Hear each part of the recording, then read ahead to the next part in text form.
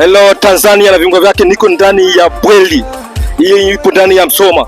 Hebu ona vijana vipambana, ona vijana vichakalika. Hebu ngoja nimuone mama mmoja ambaye amekataa maskini kwa kufanya kazi.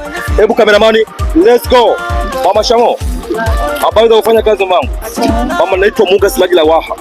Na kuna mamangu kuna pambana kwa shirikisha mamangu. Naomba vipi mabinti ambao wanakataa kufanya kazi kutokulalamika mamangu. Ama vipi waambiaje mamangu? Naona unapambana mamangu, unachukua kule kweli mamangu. Maisha sasa hivi inatakiwa kila mtu ajishughulishe, mabinti wote wasipweteke, wajishughulishe kwenye kazi, usitegemee wanaume. Maana wanaume sasa hivi ni matapeli.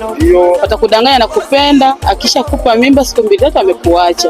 Kwa hiyo na wasi mabinti wote wajishughulishe, wafanye kazi, wasipwetekee wanaume. Mabinti jamani, nimemsikia mama anapambana hapa, anawaambia jamani mshughulishe mani.